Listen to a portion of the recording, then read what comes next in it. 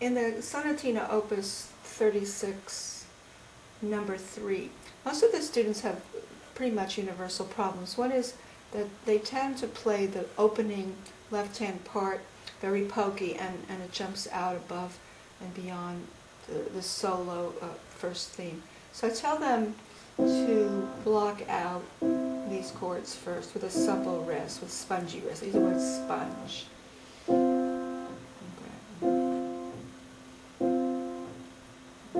Resolve. And to listen for the notes that are moving. The notes that are moving are on the top, the E, the F, the E to the G. So E.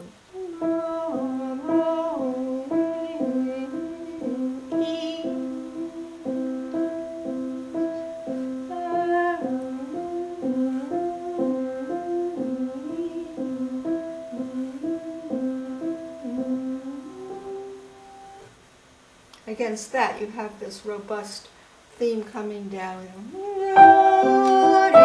Short, short, short, big.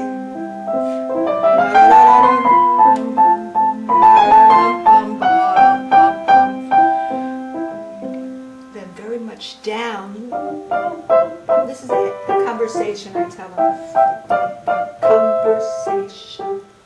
Now here they need to be deeper in the keys and just rolling. Roll, roll, roll. Roll there. Conversation.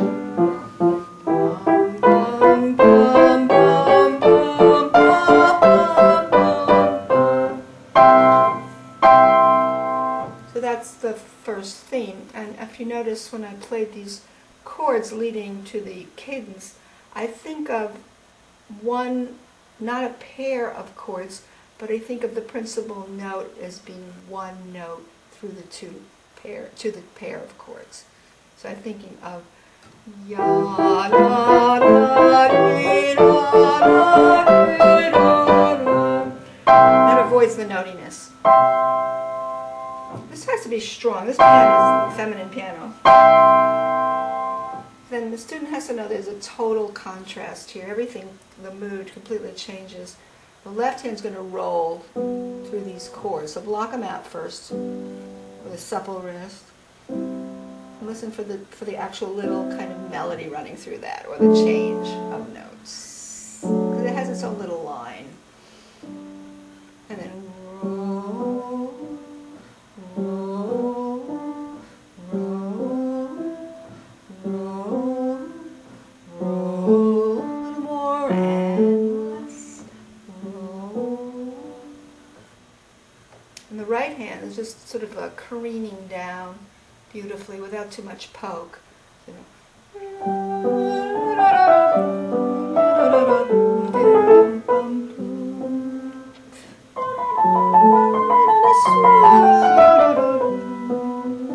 Come out of that.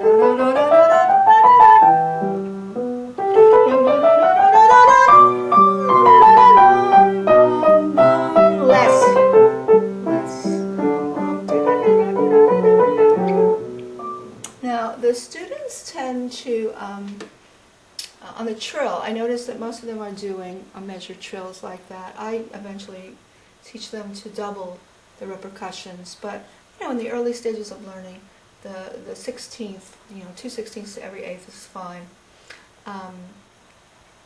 So they come down out of that trill,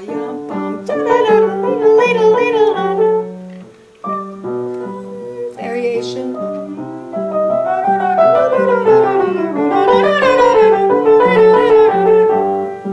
This is where most of them do this instead of detach.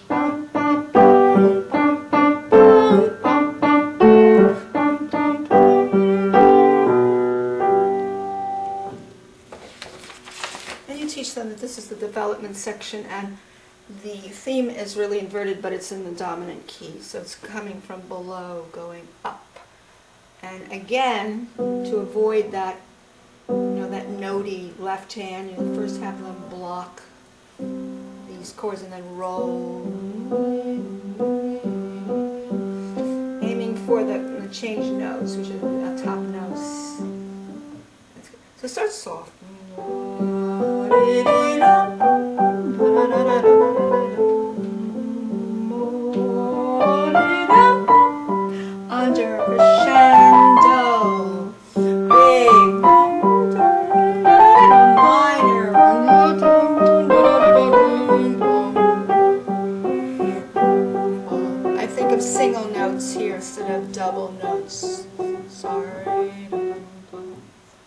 Back to theme 1, and that's that falling down in a curve.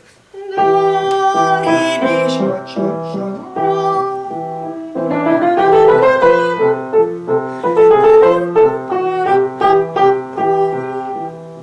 other thing that I notice students do is they kind of shortchange quarter notes. Probably the teachers out there will know that when they get to these, they clip the last G. They don't kind of notice that it is a quarter note, which is worth 2/8 notes running through it. So I would kind of, throw a spotlight a little bit on that. Lift and, same thing happens here. Lift and hold and lift and hold and lift and hold and lift and they should start under this. This is a long stream of chords. Start under. Yum, bum, bum, bum, bum, bum, bum, bum, bum, bum. Think of one note.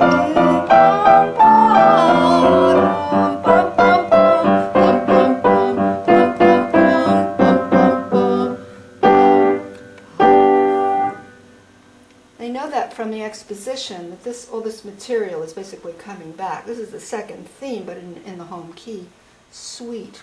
Same thing here. Have them roll through these chords. Roll. So a very feathery thumb.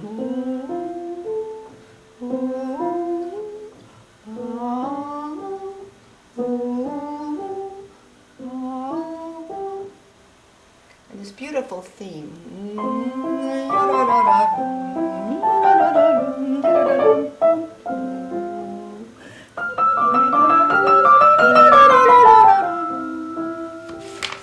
Under.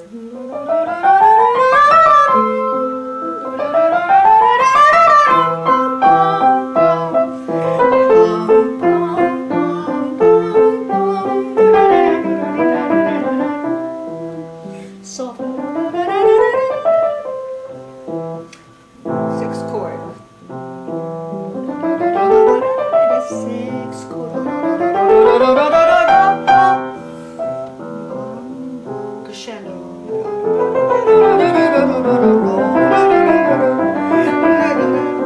Break.